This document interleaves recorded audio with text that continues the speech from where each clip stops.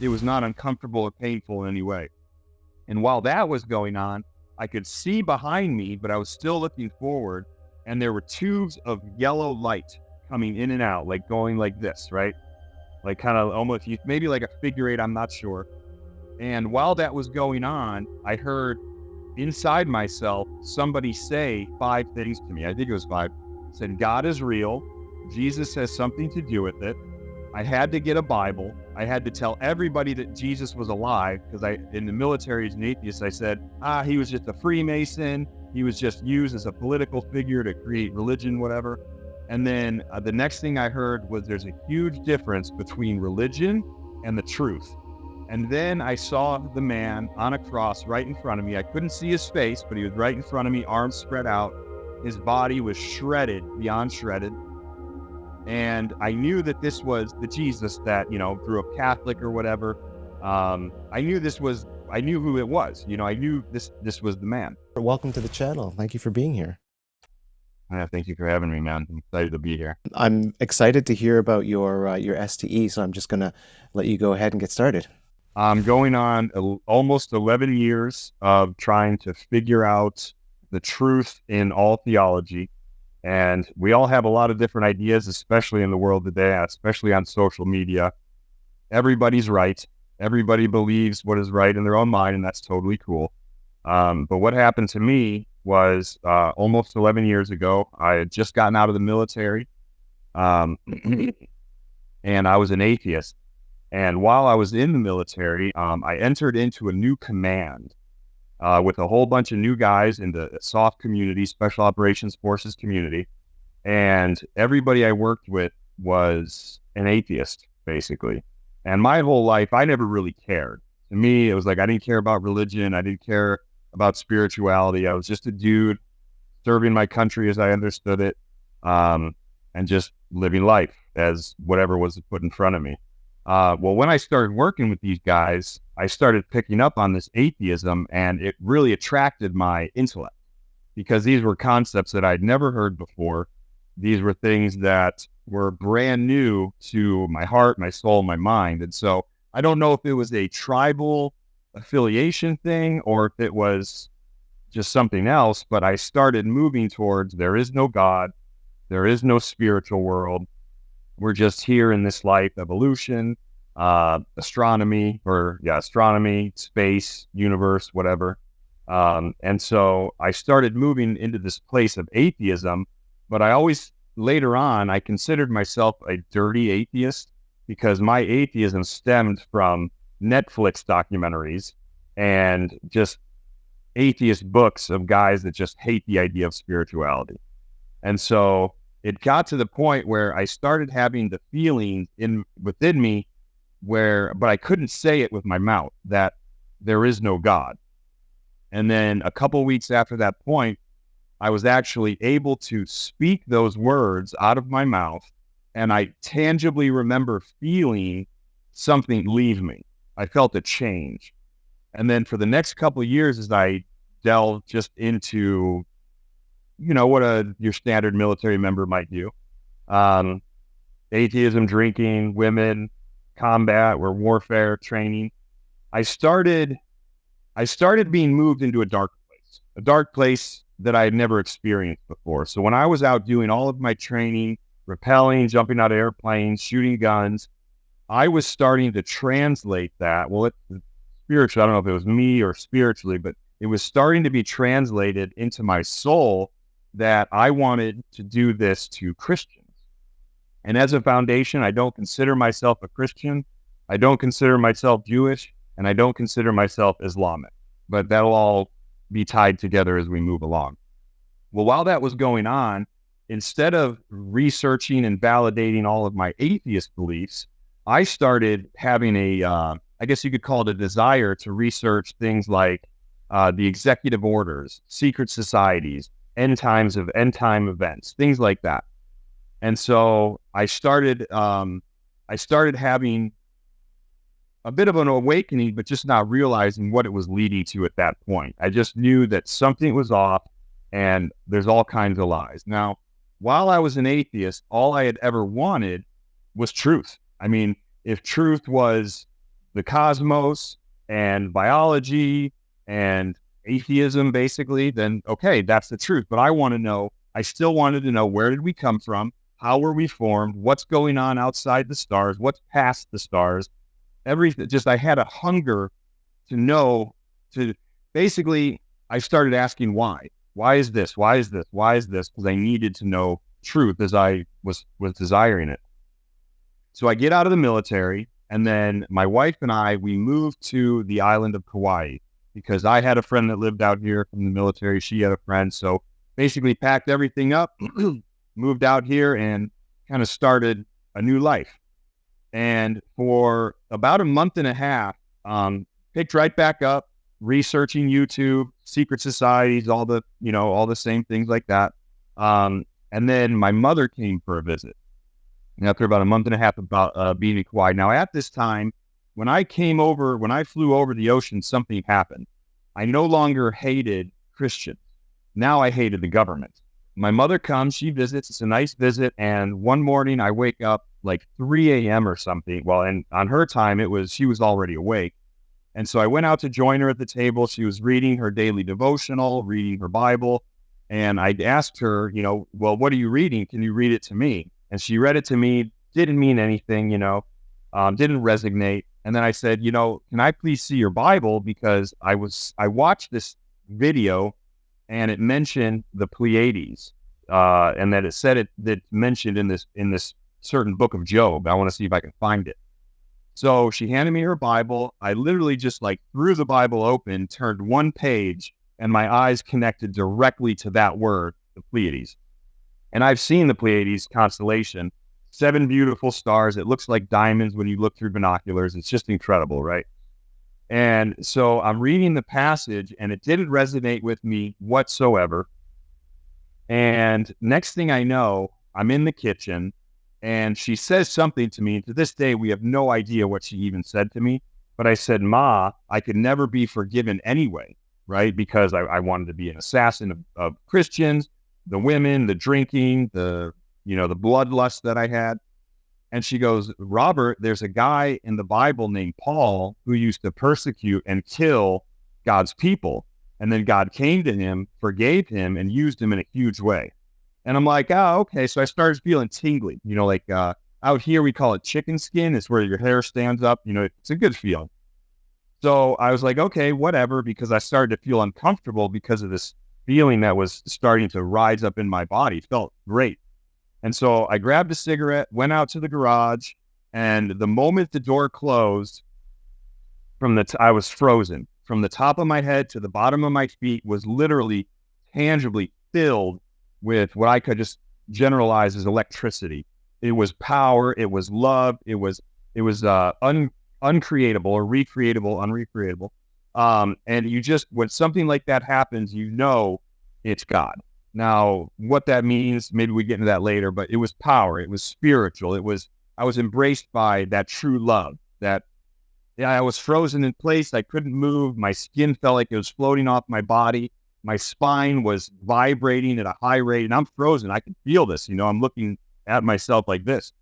And then all of a sudden, I felt a very incredibly hot, what felt like a finger pressing into the back of my head.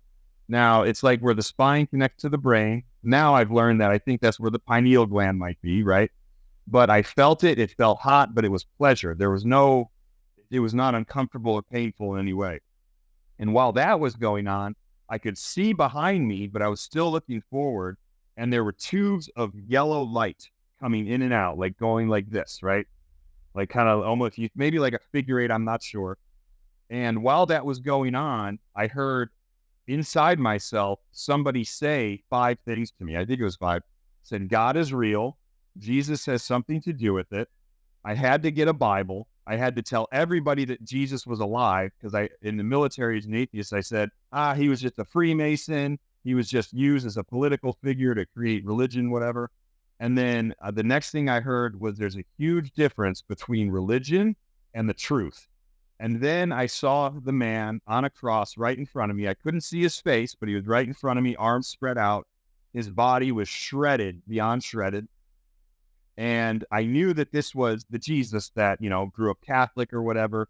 I knew who it was. I knew this was the man. And inside, I heard, if you want truth, you have to go through this guy, because, well, that's all I wanted. I wanted truth so bad that there were certain points leading up to this point that I was almost willing to commit suicide to figure out what was on the other side of death. Right. So he got me right at the right time, or it got me. And so I said, I accept. And the moment I said that I accept, he went away, the power went away, and I was now back in myself, back freely to move. And now I just had this overwhelming love for God. And all I knew is that Jesus had something to do with it. I had to get a Bible, and I had to tell everybody the truth. And, as I shared. And so that was just the first part of the transformation. But so my mom was still there for about a week. And while we were taking walks and talking, I was sharing things that so I forgot to explain who she is. She, for about 3 years from that point, was your basic average Sunday Christian, you know? So at this point, we're taking walks, and I'm spewing things out of my mouth about the Bible, about Christ, about truth that she has never read, she has never heard preached, and quite honestly, even to this day, it just confounds her that these things were coming out of me. And this happened for years, I was receiving understanding for years, but whenever it happened, my skin would receive that same similar feeling of floating off my body, the chills, the hairs standing up all over your body. And that was kind of always one of those signals of you're receiving something, at least in the first couple early years, And so, so that was that primary transformation, and that just started the journey. That was the open door. That was the beginning of it. But there's nothing in this world. I'm sorry. That's quite the journey, though. Yeah, it was pretty nuts. It was pretty. I'll never forget it. Just out of curiosity, like, I know you saw Jesus as shredded and injured and whatnot. Did you happen to actually get a look at his face, and do you remember what it looked like? Can you describe it? No, it was totally blurred out. It was almost like, from what I remember, it wasn't yellow.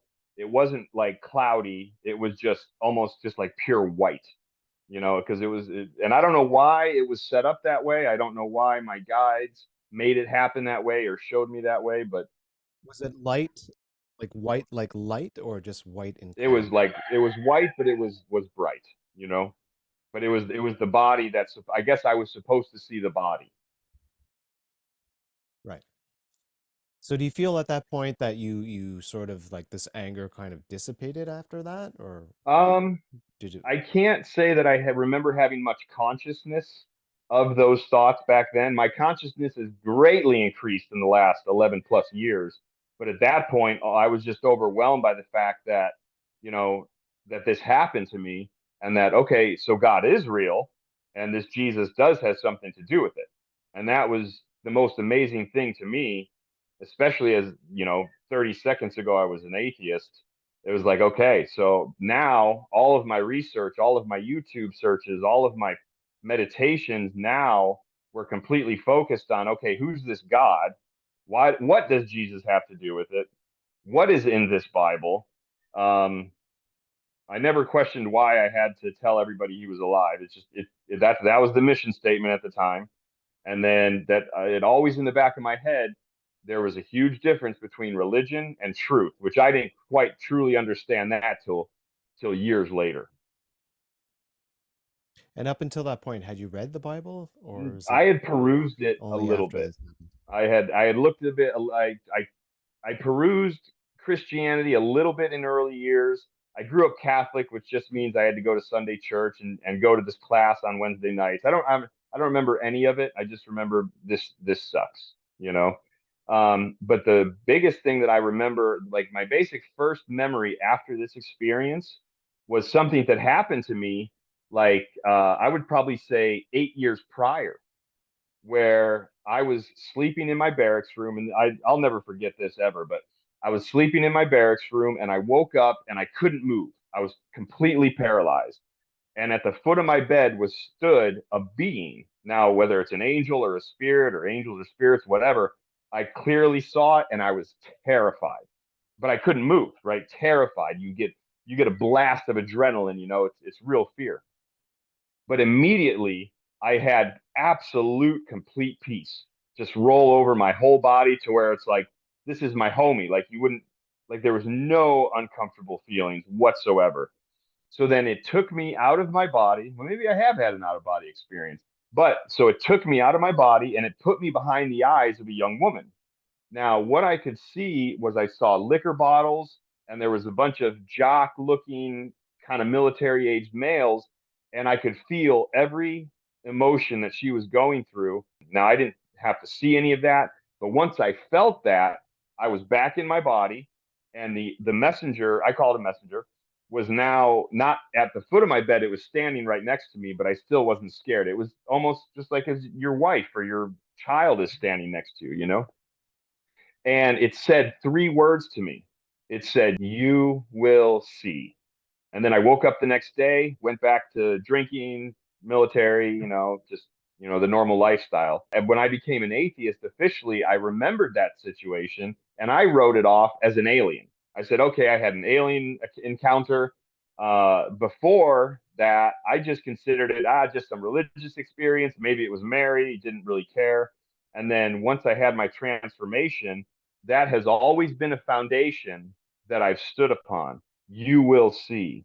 So every new thing that I was learning or delving into or receiving as belief, I always remembered, okay, you told me I would see, so I'm not going to be afraid of what I'm seeing. As I'm learning, I'm not going to be swayed left or right based on what other people might say or think. I'll listen, but what you put in me as belief, that's, I'm going to stick with it. And for years, every new thing that I learned, I would beg in prayer, if this is not truth, take it away. I do not want it. I only want the truth that you have allotted mankind to have, whatever that may be. So this was 8 years prior when you had the experience of the being at the foot of your bed and everything, right? Mm-hmm. So Yep. then, so you transitioned from that to it being potentially an alien experience to being an atheist to your next transformation, right? Mm-hmm. Okay, Yep. cool. I'm all up to date. So what happened after that? Well, after that, I just kept searching, and now my research, now I had to get a Bible. So the first thing that happened before my mom left was we went to the most Western bookstore on the island, right? And it was a special night, a gathering event of just the whole city or whatever. And she said, "Hey, I know that you want to get a Bible now. Let's get you a Bible." Now, a day before that, I had prayed because I didn't know how to pray. I didn't know what to do, but now I wanted to pray. I wanted to like talk to this God, this whatever, this power. And I remember praying, "God, I want a Bible and I want an orange basketball leather men's study Bible, right?" And so we walked into that bookstore. We asked, "Where are the books or where are the Bibles?" And they pointed to them. And as I'm walking down the aisle, I could see green Quran, blue Bibles. And then right in the middle of green and blue religious texts was a bright, and I could see this 15 feet away as I walked up. I saw a bright orange basketball leather. And when we opened it up, it said a men's study Bible. And I was like, okay, so this actually happened. This because you have doubts. When you have a spiritual awakening, there's like, did that happen? Did I really see what I saw? Do I really, feel, is this real? So he kept giving me confirmation that this is the real deal. Just keep moving forward. So then you started to read the Bible, and did any other things happen as that was occurring, or what? So I read the Bible. So my wife was working at the time. I was taking a bit of a year of chill time after the military. And I was literally reading the Bible from sun up to sundown when I wasn't homeschooling my daughter. I would be listening to sermons, just basically filling myself with as much as I could. I just had a hunger. And at the time, that hunger was for basically your New Testament portions of this text. And while it was going on, I would have doubts, and then I would like spend the nights just weeping, just crying in that power, because you have doubts, and then all of a sudden you find something on your YouTube channel, even back then, where it's completely confirming the Spirit is speaking to you and filling you up, and you're just weeping in the presence. I've cried more as a believer in God than I had ever in my whole life. And so it's kind of a funny story ish. Um, so about a month after that transformation, I went to go camping. And while I was camping, it was on this beach. It was super hot, drinking all day, not a whole lot of water, definitely dehydrated, arguing with the wife because the mind, you're losing it a little bit in the heat and dehydration. Well, anyway, that night, everything smoothed over and I took some LSD. And and everybody had gone to bed, and it was a perfectly dark night, no moon, perfect clear sky. And I remember looking up into the heavens and I said, all right, God, I'm confused again. If you're real, show me. And a star flashed brighter than you can even imagine. That if anybody actually saw it, they may not have seen it. It would have lit up the whole beach, right? So then I'm like, and I'm tripping. Okay. I don't know. I don't know. It's been a long time since I tripped, but my thoughts are just all over the place. So then I looked down at the sand. I said, okay, God, if you're real, show me again. Show me just one more time. And as I was looking down at the ground, one grain of sand blasted out a beam of light just for an instant that was just as bright as that star above. So this is where it gets dark. So finally, I go and I lay down in the tent, and for the rest of the night, every time I closed my eyes, I was receiving images of demons and gore and mutilation. And every time I said the name Jesus, it would go back to green fields, flowers, blue skies, clouds, peace. Once I closed my eyes again, slowly but surely, these entities, these dark, demons and gore just kept happening over and over. And every time I said Jesus, it would just go back to fields of green and just, beautiful, basically your standard kawaii day, white clouds and blue skies and sunshine and green grass. It was power. So all these confirmations kept happening and kept happening. So why do you think that was going on? Which part? When you would close your eyes, suddenly it was demonic, and then you would call to Jesus, and you had fields of flowers. Back then I couldn't explain why I think it happened, but now I would say it could have been a number of things. There's only limited amount of understanding we get to have down here in these bodies, in this world. It could have been for confirmation to keep me going, right? Because I was a guy that I needed confirmation after confirmation because I doubted everything around me, you know. It could have been that. It could have been that he is still a mighty power out there outside of this world, which many believe.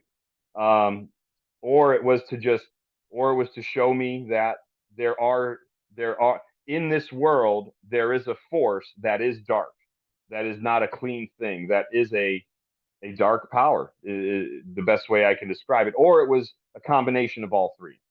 I really won't know quite until I cross over. Do you think that this force is something that is like a separate realm, or is it something that's within us, in our consciousness, and in the sort of state of mind that we're in at the time? Or do you think it's an actual, place like a hell or whatever you want to call it, label it? So the way I see the spiritual world in this world is though everything that exists in matter, it exists, but it's all in framing. I don't know quite how to say it. It's all translucent, but you can still see barrier lines. Like the corners of your house, those are there. Your bed, it is there, but it's all transparent. It's like a spiritual place within this place. And in the world in general, I do believe that there is I call it a power, a force, a darkness that is employed in this world to cause chaos, to challenge us as eternal beings, whatever program we sign up for. Um, I won't go into hell on this question, but I do believe that there is a servant of God that is employed to do just the dumbass stuff, the darkness that we see in the world today. Um, and it might just be part of our human form, our biological form, but I don't think it's part of our eternal form. I think it's literally a program inside of this world. And I can get to how I call it in this world because I had a really great open vision a few years ago that whether it's true or not, it's what kept me going was what life is outside of this. Some people call it realm, some people call it earth.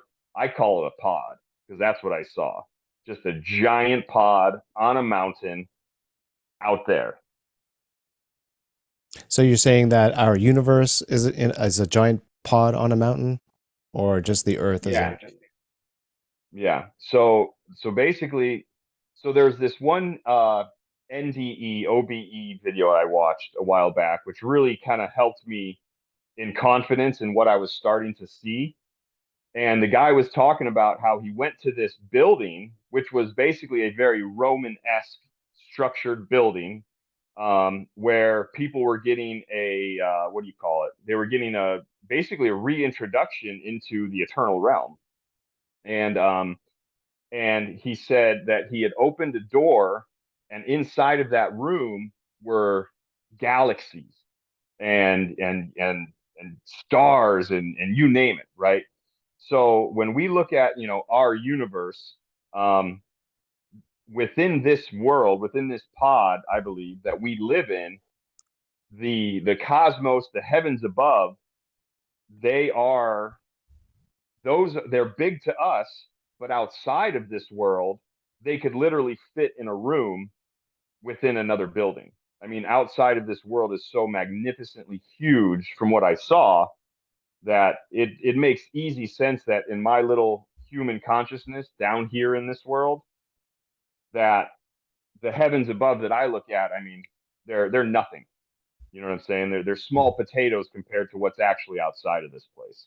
I've actually had other guests just talk about exactly what you're saying right now, that they experienced Hmm. the pods. Um, there was one guest that almost their entire experience was within, like, contained in a small pod. What's crazy is that next to our pod, our world, there were six other worlds lined up next to it, up on a mountaintop above these clouds. And there was a huge tower sticking straight out of these clouds. There was a giant square craft that was floating off behind this thing. And I'll just share the vision with you just to give you some foundation. And so I saw that, and I was way above this pod. And so then, like, my view pans down to see the pod, and then also to see the rest of the pods up on this mountain. And then it zoomed in, and this, I can't describe the entity at all, but it was a giant heavenly being, way bigger than this world. He literally opened like a side cover in this world. He reached in, and then my vision zoomed way in.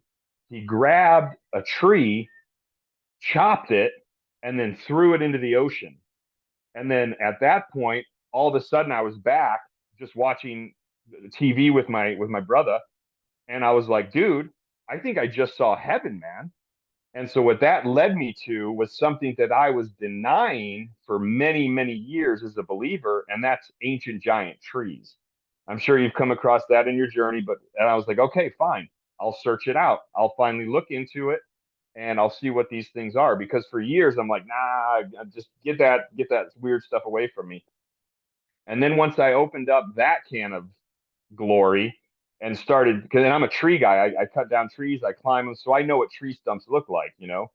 And once I learned about these ancient giant trees, man, I was just like, are you freaking kidding me? And so it just kept getting my realm of understanding and truth just kept getting bigger and bigger and bigger. And at some point, maybe we'll talk about it. That ancient giant trees was the last thing that I needed to understand and believe. to lead me into the next thing that I believe I was supposed to learn and understand. And that one took my breath away. Now, everything I talk about, it's validated within me. I begged Abba, God, take it away if it's not truth.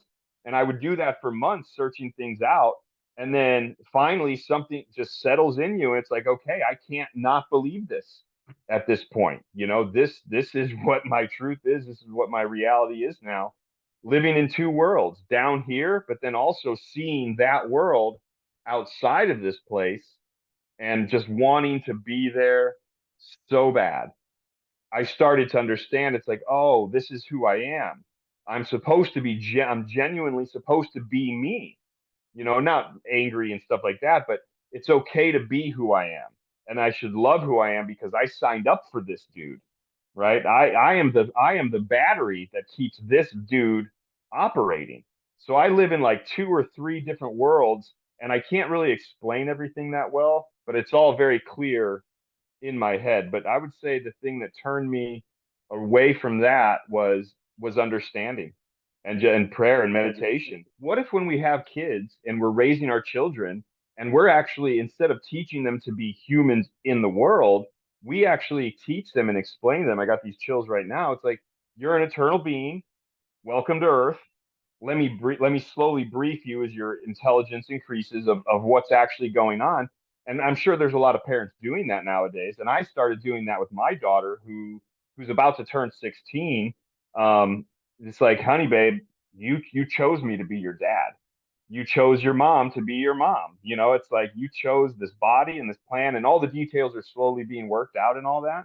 But this place would be way different if we could bring the people into the world with this kind of fundamental idea, minus all the religion attached to it and all the religion attached to everything else, because we don't need any of that.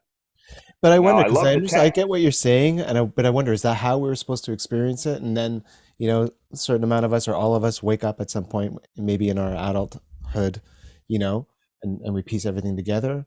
Does like if we were to be that aware right from the beginning, I don't know where I stand on this at all. I kind of teeter on both Yeah, sides, but I'm just wondering, like, if we did know right from the start, would that take away at all from the experience of the pure Earth, experience? I'm just curious. I I think don't know. so. What do you Yeah, think? I think Yeah, you're right. Yeah, I wonder. I don't know. yeah. Maybe not. Like, because the other side of the flip side is that we are conscious and we don't, we're not, we're existing for love and there's no violence. If that's such a place that can possibly exist. But then again, then what would be the point of coming and experiencing Earth without polarity, right?